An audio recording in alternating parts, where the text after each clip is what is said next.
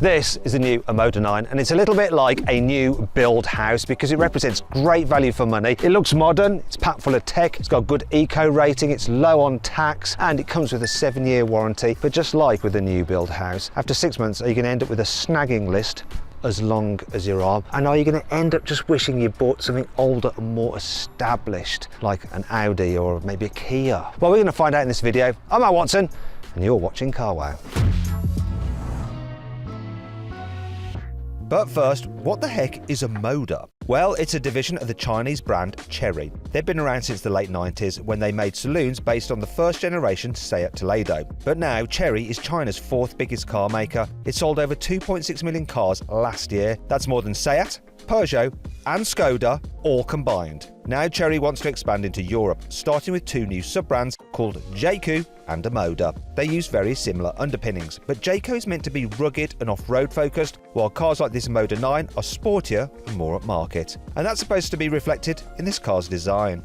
Now, I've read a few reviews on this car already, and some people have said that the design is generic. And you could say that it is, but is generic a bad thing? I think it's quite a good looking vehicle. Though I can see where it's like been influenced by other vehicles. See these bits here, these lights here? Again, Cadillac vibes. But it's not ugly, works pretty well, looks quite posh. Moving down the side, so we've got 20-inch alloy wheels as standard. In fact, there's only one trim level, so this is what the car will look like, apart from these other colours that you can get it in. And it rides on Michelin tyres, so a premium tyre, and they've got special sound ending stuff in them so you don't get too much tyre noise, and we'll be checking that out a bit later on when I drive the car. Now, from this angle, I'm getting sort of vibes of the Lexus RX, especially that part of the car. Also, like many other modern vehicles, you've got poppy-outed door handles. Let's see how they operate. Now, I've got to get the key, because I didn't want the key in my pocket, because when you walk up towards the car, it automatically opens like that. And I just want to check the door handles, because on Mercedes, the poppy-outed door handles feel horrible. On this, oh, that's nice. It's like a little switch that you activate. That's good. Let me just check something, actually. Watch this. Just open the door, and like springs closed again. Oh. Let me just try that on a European car. Okay, Škoda Kodiaq, ready? Just open the door. Now it has like a thing where it stops it going past. It's like a little recess there. You can see, even if I push it a bit like that, you really have to slam it to shut it. Let's go back to the OMODA. Okay. No, it doesn't have that. It doesn't have that feature. Look, it's just the same. The door just doesn't seem to like stop there. And just to prove it's not because it's on a slope, which it is sort of, we're going to go around the other side quickly. No, it's the same, isn't it? Oh well, let's continue with the design theme. So the rear of the car, what do you reckon? I'm feeling a little bit of Nissan Qashqai from this area here, this part here, this light bar, Porsche Macan maybe, and then some horrendous Audi, was it the SQ5 when it had a diesel engine? Because this is horrific. I mean, if you're going to copy European designs, don't copy this part of a low point of European car design. The fake exhaust pipes. The stick of truth is now probing China, and we're finding some lies. Look underneath. Look, it has twin pipes there and there. What? Oh no, what do you think about that? Have they really messed up? Because I think otherwise this is a really nice design car, but that just makes me... Inside, I've only got one thing to complain about, and it's this bit here, look. That stitching doesn't quite match up. Other than that though, really impressed with this interior. I like the design of it, I like the look of this screen, I like the quality of the materials. It's only when you go low down that things get a bit cheaper. But I think this just feels more expensive inside than an Audi Q5 and a BMW X3, because both those vehicles seem to have gone downhill, whereas these Chinese vehicles are going uphill. Is that even a saying? Anyway, things like this, like just the feel of the switchgear, just, oh, it's so nicely damped. And I like the fact they've got the drive selector on the steering column like in a Mercedes. Also the positioning of the seat controls, obviously all electric like on a Mercedes. You've got an electrically operated steering column as well with sufficient adjustment. I'm not sure about the steering wheel design, and I've noticed that this kind of shiny material there gets covered in fingerprints, and you've got this one panel with lots of buttons on it, so it's not quite as nice as... All right, I know you're here. That's the voice activation command shenanigans. Hello. Yeah, hello. You okay? I don't know this yet. No, you don't know that, dear. I didn't think you would. This function is not supported. Okay, of course it's not. Let's move on. I would rather have individual buttons. I know why they don't do that. It's because it's more expensive. But what they do have individual buttons for, climate control, look, you can control fan speed like that, you can control temperature like that. It's just not having to be done through the main infotainment screen, though that's where you go into detail of all the different climate functions. And that brings me on to the infotainment screen. I'll just turn this down quite easily using a knob. So just swipe that down like that, you're into the main infotainment screen. It takes a little bit of getting used to, but once you're used to where things are, it's absolutely fine. And I'm going to go into some detail and have a play with some of the functions in a bit, but let's just do a quick overview. You basically got your key icons there. There's a couple of things you're going to use: vehicle settings, phone, maps, and so on and so forth. It's also got Android Auto and Apple CarPlay, and if you have a look here, you'll see it is full widescreen. There we go. And check this out, now it's taking a while to load in. That's the signal connection here, it's not the car. Once it's loaded in though, this processor is rapid. That is really good. But I want to show you a feature with the normal nav. Let's say you want to have something else on your screen and not this. I can swipe the navigation into the digital driver's display. Watch this. And now it's on there. I quite like that. How do I get it off there? Oh, I know, press this button to cycle through the different views, I think. Or maybe I do that. No. Anyway, you can change the views of your digital driver's display, but there's one thing that really annoys me about it, and it's where the speedo is. So the speedo's there. Why is it in the middle? It's there. And it's almost being blocked by the steering wheel. Thankfully though, you do get a heads-up display as standard, so you're going to use that really for your speed. It's odd that they chose to do that. Now in terms of starting the car, it's basically ready to go when you put your foot on the brake and you've got the key in your pocket. You don't have to press the start button or anything, it just knows when you're ready to drive. Probably won't let me drive forward with my seatbelt off and the door open, but shall we try it? No, it's holding it. Oh no, it's holding it on the brake, but it is letting me move a bit. Watch your toes, Lewis. And no, it's not letting me accelerate into Tommy there, who's holding the reflector. Tommy the tank. They're quite good at the safety stuff, the Chinese, I tell you. Right, what else do you need to know? So this release switch there for the centre console reminds me of that on a Mercedes, only it feels more expensive than the button on a Mercedes. But there's quite a lot that reminds me of a Mercedes on this. The way that opens, if you look at the design of this, it's sort of like an AMG GT. Then there's this whole door panel, like this bit here and that bit there, and the contours. That's very much like a Mercedes as well. I've already mentioned the blooming drive selector. Is that what happens? They just look at these cars and goes, oh, I'll just pretty much do it like that. And yet the switches, look, the window switches, they're like a Mercedes. Actually, that sounds quite expensive the way that goes down. Plus, oh look, it's double glazed. Look, it's got special laminated windows, which should help reduce wind noise. We'll test that out in a bit. There's a lot of, and these switches here, they're very Mercedes. It really is quite Mercedes-like inside, but for a lot less money. Other features, look, we've got some good storage under there, and we have cooling for this storage compartment. Under here, you have some more storage, some cup holders there for your bottles. And if you just want to check this out, you can by pulling on this. There's lots of functionality.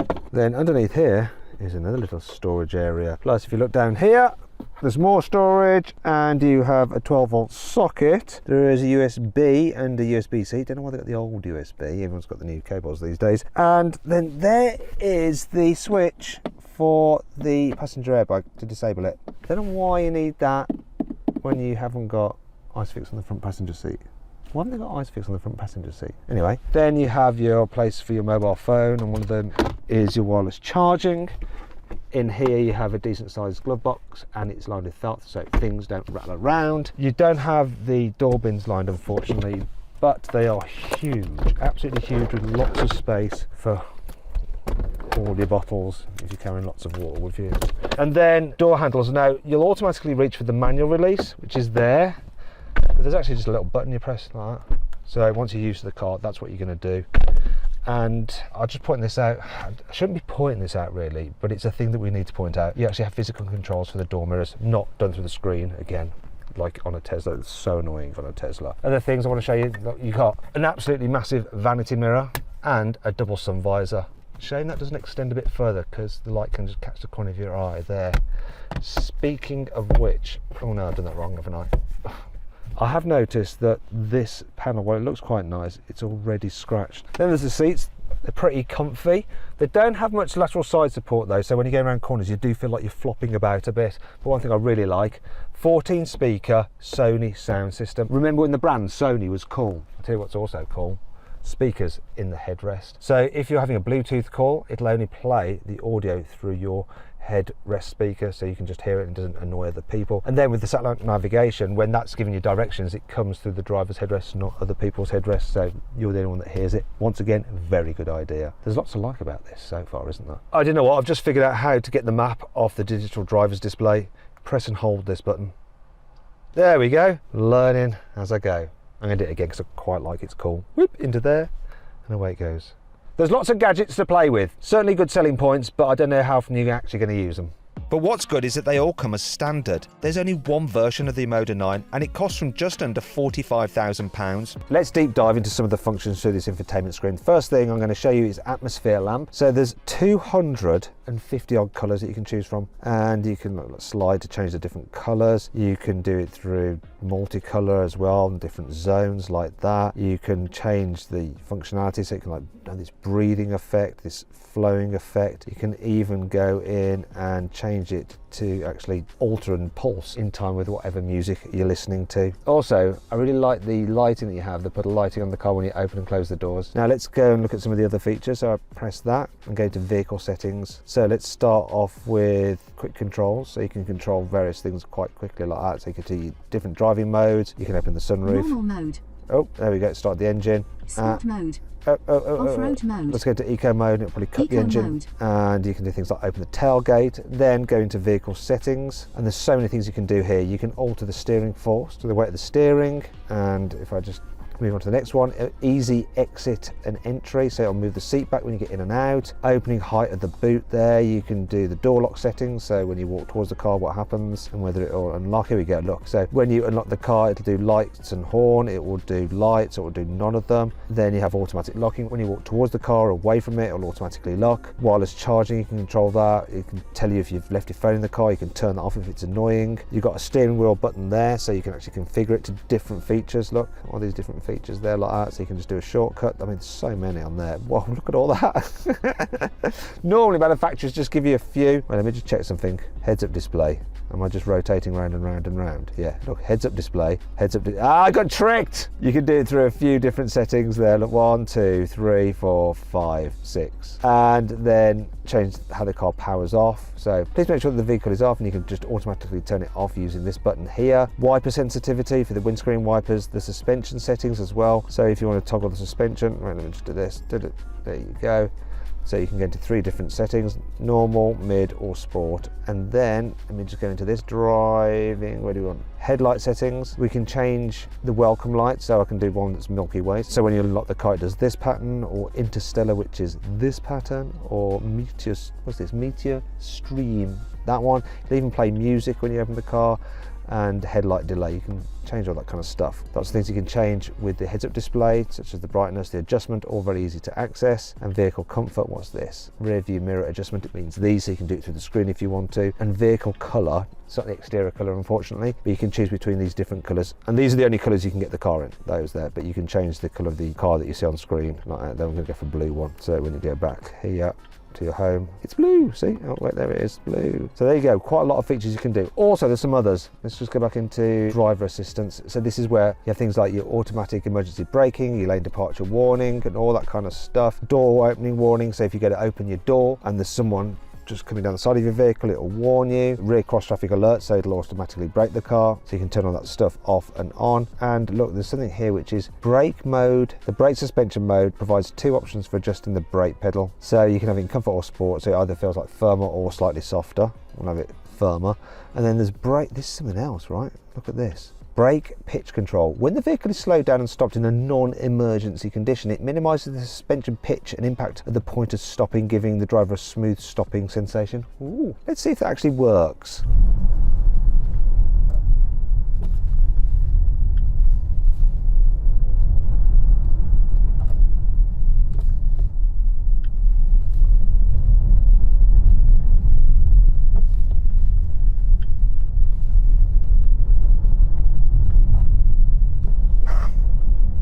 Tell any difference?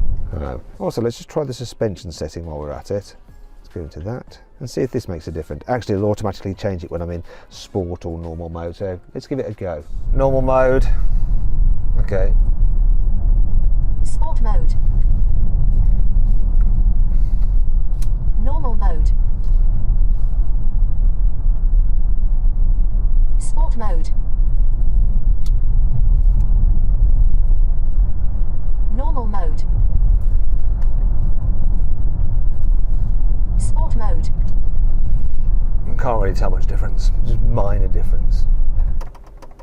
Let's move on. There's plenty of room here in the back of the OMODA 9, so knee room is very good, headroom is good as well, there's plenty of foot space, look, and because you've got a flat floor, there's room for everyone's feet. So if you have 3 people in the back at once, it's not too bad. The middle seat is actually quite comfy. The problem is for the people on the outer seats, because the side bolsters here on the seats, they're just kind of tip you in slightly, so it's not that comfortable for the 2 outer passengers. There's plenty of room when it comes to fitting a child seat though, and the ISOFIX anchor points are easy to get to, and you don't have to move the front passenger seat forward to get a bulky rear facing seat in. And if you did, you could do it from back here, look, because you've got this control here, so you can just control the front passenger seat to give you some more rear leg room if you're sat in this seat. And there's something else you can do, you can recline the seat backs. You probably think you can move the base forward and backwards as well, but no, that is fixed. Don't know why they have that button. That all about? Now overall the quality back here is pretty good, it's the same as in the front, apart from one thing, the motor for the window.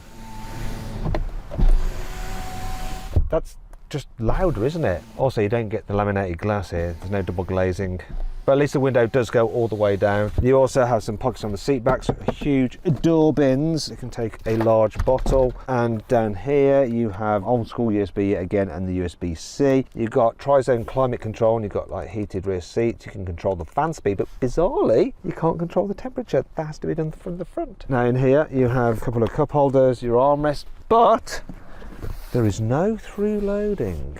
Anyway, should we check out the boot? This car is so fully loaded, it also has automated tailgate opening, so it should do, if I just stand here then move away. Go. Open. Further away. Further away. I'm going to trip over these, all lined up. I haven't got the technique. The car's just opened. Where? Vehicle settings. Smart key sensing tailgate, so I'll put it turned on. Tailgate, power boot door, 318. I know how to just press a button. Now. Bored now, are you? I'm really bored. And cross. I know it does it, but why isn't it telling me? Why in the bit about the tailgate, are you not telling me in that section? That's where it should logically be. Well, the experiment started remotely, 4 doors are closed. Approach, here we, it's, I didn't read it.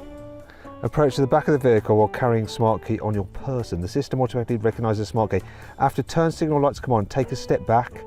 It was what I was doing. It wasn't the right section. I was just being a moron. Let's keep it realistic. Here we go. Turn signals on flash. Flash! Flash. Take a step back. I've taken a step back. How much further must I go? Why didn't it do it the first time? Anyway, we've got a 660 litre boot, which is bigger than pretty much anything else. Audi Q5, BMW X3, Kia Sportage. Let me just get the charging cables out. Anyway, let's see how many of these airplane friendly carry-on suitcases we can fit in here. Right, we've got to go into the low cover. Oh dear, I see a minor problem. This level of packing would make my father proud. He was an expert at packing a boot for holiday. Right, if this shuts, I'm going to be very happy. Oh no. I don't think we can get away with this. This is going to be a cheat. No, that's not going to happen.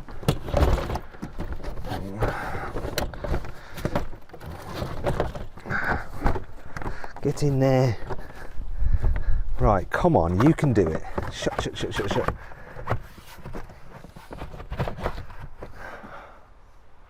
Maybe it's got the walk-away function. Who am I kidding? Will it work? Yes! It's impressive. Still, if you want a car with an even larger boot, I think it's going to open again. Get yourself a Skoda Kodiaq, and you can see my full in-depth video review of that car by clicking on the pop-out banner up there, or scan the QR code on screen now. And they just empty it out because some other thing, things I need to show you. You can actually alter the height that opens. I obviously didn't have it quite high enough. This is not how my father unpacked the luggage.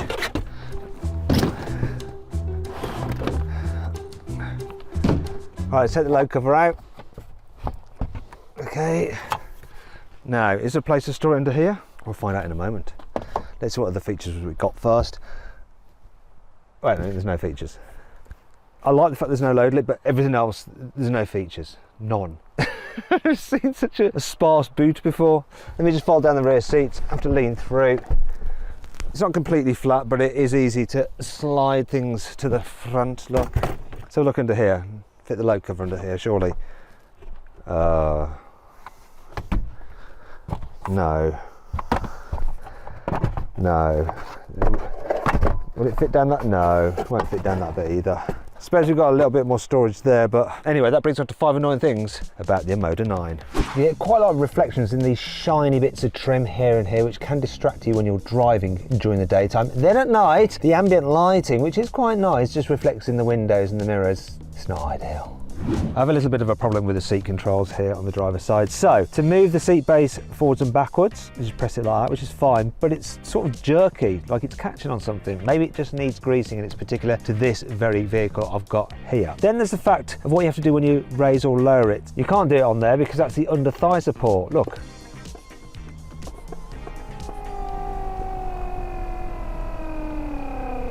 Also, that sounds like it's braking.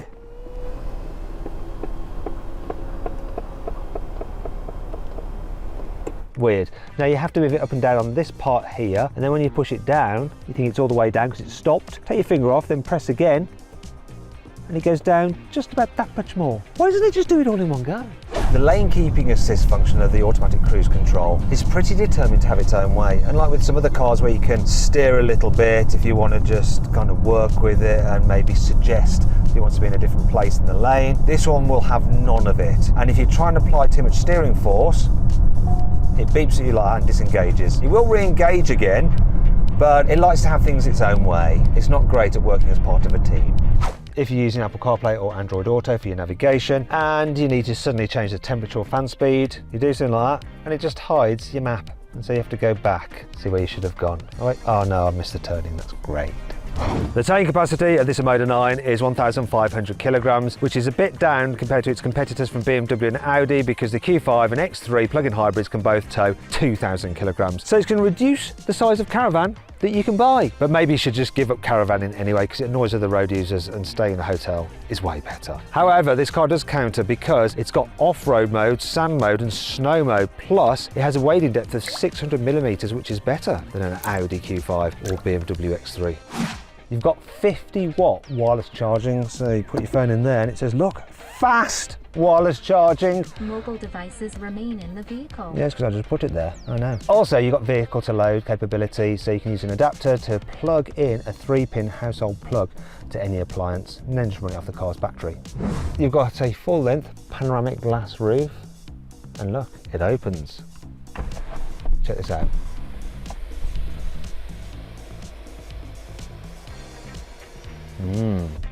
So that's how a normal sunroof would open, but this one can go a little bit further. Wow, apparently it opens 1.3 meters, which is very, very wide. But what happens if it rains? Well, look, it's apparently got a rain sensor in it. So if I, oh look, it's rained. Oh, looks like it doesn't work. Sorry, Lewis. It says it would in the press pack. Okay, I'm going to try it now with the door shut. So the rain sensor's working, but it's not shutting. Maybe the human is the rain sensor. There's a man there finding out how it's supposed to work. Can you see him? It's either that or he's playing Candy Crush. We're going to see if it works when you're outside the car, because that's when you're really going to want it to auto close if you leave it open. So go on. Where's the sensor? Wait, something's happening. Oh no, the car's opening. No. No. Literally no idea what's going on, clueless. The car comes as standard with a brilliant 360-degree camera system, so you can look all around the car. You can see a graphic of the car and rotate it around to see what's around you. Also, it has the ability to remember what's in front of it to give an underneath the car view. So I've got it set at the moment to semi-transparent, so you can see the outline of the car and what's underneath it. I'm going to lay some bottles down as you drive forwards, and you'll see you driving over and have a look at this. So come forward. Come on, keep coming.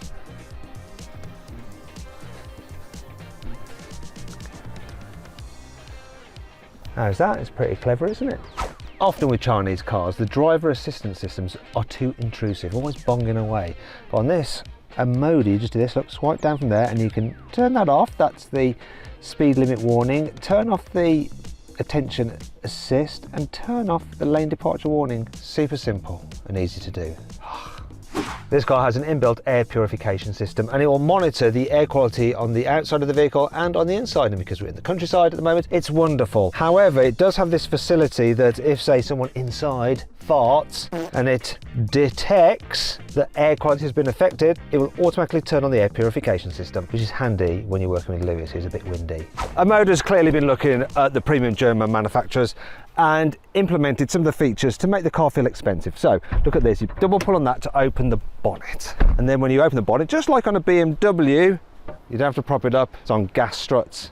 Oh yeah, so what are we talking about here? Well, if I told you this car had 449 horsepower, which is 9 horsepower more than a Porsche Macan GTS, which costs quite a lot of money, that is actually a 1.5 litre turbocharged petrol engine. So how the heck does it achieve that? Well, that's because it's also got 2 electric motors, one on the front axle, one on the rear axle, so you've got all-wheel drive. It's also got 700 newton meters of torque, which is a lot, and it's able to achieve it because it's got a big battery for a plug-in hybrid, like 34 kilowatt hours. That's a lot. That means that this car can go 93 miles on electric power alone. I cannot think of any plug-in hybrid that can go further, and that should really help the efficiency, which we'll check out now.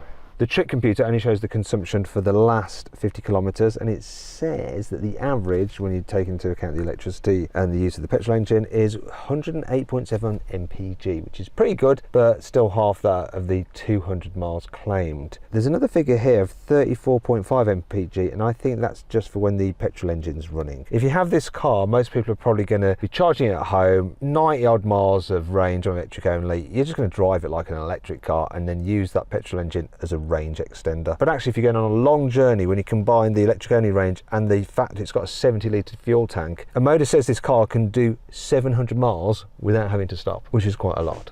If you do charge it every day at home on a cheap tariff and run it as an EV, if you do average mileage, it would cost you just £260 per year in electricity. If you only charge it occasionally and get around 100 mpg like I did, it would cost you a bit more in fuel. But if you never charge it and run it like a normal hybrid, it costs significantly more. But company car buyers could easily offset this difference. The official CO2 output of this vehicle is this, which is very low and better than a petrol-powered Kia Sportage. And that means it suffers a much smaller benefit-in-kind tax bill. Higher rate taxpayers could save up to £13,500 over 3 years by getting this OMODA instead of the Kia, and that's without having to charge it. I feel in a good mood, so I'm going to start off by telling you what I like about the way this OMODA drives. First things first, it's blooming rapid, right? Watch this. I'm at 30 miles an hour. Traffic's building up behind me. People are getting annoyed. I'm now just going to floor it and get to 60. Watch this. Floored it. Look at that. We're backing off. That is so quick and smooth and effortless. And unlike some other plug-in hybrids, when you floor it, you don't get that annoying rah with the engine going crazy. That's because this is basically an electric car with a petrol generator range extender on board, though the petrol motor can actually drive the wheels as well, so a bit confusing, but the car sort of figures it all out for you. And that brings me on to another thing I quite like about this car. When you're cruising at speed, it's relatively relaxing, so there's not too much road noise or wind noise. Good. I also find it pretty easy to drive in town. You've got that electric only mode, so you can just waft about like without the engine whirring away. Plus, it's quite manoeuvrable. It's got a good turning circle on it. And I love the fact that under about 20 miles an hour, you can press the cameras and it'll give you surround view cameras, so you can just weave in and out of gaps and park easily without worry for curbing your wheels. And then when you leave the town and end up on a twisty country road, it's all right. For a big, heavy car, it corners pretty flat. But that brings me on to what's not so good about the way it drives. And actually, it's a problem that I experience with quite a lot of Chinese cars. So Chinese manufacturers, they can match Europeans on design, they can match them on tech, battery technology, all that kind of stuff. In fact, in many areas, they can actually beat the Europeans, which is a bit scary. But there's one area where they haven't quite got it yet, and it's that secret sauce in the way a car makes you feel when you drive it. they're just lacking something. It's a little bit like how the ingredients for a Victoria sponge cake are the same, but if I bake the cake, it's not going to taste as good as if Mary Berry baked it. She's just better at baking cakes. For starters, there's the steering, because while it does send the car exactly where you expect it to, the way it feels isn't quite like you would expect it to be. For instance, if you turn it at 2 degrees, the weight that you get through the steering wheel fed back into your hands is the same as if you're turning it at, like, say 20 degrees or 100 degrees. It just doesn't weight up. It's bizarre. Then there's the suspension. So at lower speeds, it's kind of constantly fidgeting about. It's like it can't decide what it wants to do. It does get better when you go quicker. However, this car never feels truly planted in the way that a BMW X3 does. And if you want to see my full in-depth video review of that car, click on the pop-out banner up there or scan the QR code on screen now. To be fair, this car's weight isn't really helping it, because you've got a massive battery for a PHEV and of course a petrol motor as well, carrying around a lot of weight. Then there's the throttle response. There's a slight delay when you first press the throttle, and it doesn't quite give you the performance that you expect for the amount you press, regardless of which mode you're in, normal or sport. Obviously it gets sharper with sport mode, but still it's not quite what you imagine. And sometimes, if you're really looking out for it, you can notice a slight shunt, almost like, you know, when a train's pulling away. It doesn't happen all the time, but sometimes you can notice it. You do have to be hypercritical like me to really spot these things, but once I've spotted them, I can't unspot them. And then there's the brakes, which can feel a little bit grabby regardless of the mode you're in. I mean, that happens a lot with plug-in hybrids, as you have like regen braking for the first part of your braking, and then it's friction braking, normal brakes after that, and just blending them. Very few manufacturers get that totally right, to be fair. Then there's the way that you feel like you're sat on top of the car rather than in it. Almost like you're on one of those toy cars, you know, that kids have, like those little Lamborghini cars and stuff like that. Also, there's the forward visibility. It's great through this part of the windscreen because the dash is quite low and the way you are sitting on the car. But then all this ADAS panel here really eats into the visibility through the centre part of the screen. It's not quite as bad as a Mark 1 Toyota GR Yaris, which is like this, but it's not ideal, and neither is the view out the back window because it's quite shallow. It's wide though, it is wide, and the door mirrors are good, so I'll give it that. To be fair, all these criticisms I've just levelled at this car, a lot of people will be willing to overlook based on the competitive price. Now, would I overlook them, or would I look elsewhere? Me personally, someone who's really into cars and how they drive, I'll probably look elsewhere. But I wouldn't have any qualms recommending this car to people I know that just need something that's good value for money and looks smart and has plenty of tech. Also, they'll probably be blown away by the performance. Speaking of which, let's launch it. Okay, let's see what we can do. It's on brake hold. I think I'll just floor it. We're in sport mode. There's no launch control. This is going to be it. 3, 2, 1. Yeah, that's quick. No issues with traction at all. Now it's really flying. So it's supposed to do 4.9 and it's doing like 5.1. I'm going to give it one more go with the stability control off. Will it go quicker? 3, 2, 1, go. What's it going to be? 5 seconds. It's close enough. Now let's see what it's like when it comes to stopping. Okay, from 60 miles an hour, I'm going to be looking for a solid 35 metres. That'll be very good. Let's find out what it's really going to do. It is heavy, remember. 3, 2, 1, now. Oh, 36 metres. It's fine. We'll accept that. So then what's my final verdict on the new OMODA 9? Should you avoid it, consider it, shortlist it, or just go right ahead and buy it? Well, I reckon you should consider... Oh, it's doing its thing with the doors. Yeah. Anyway, you should consider the OMODA 9 because while the driving experience isn't that great, it still represents seriously good value for money. I also like the look of it.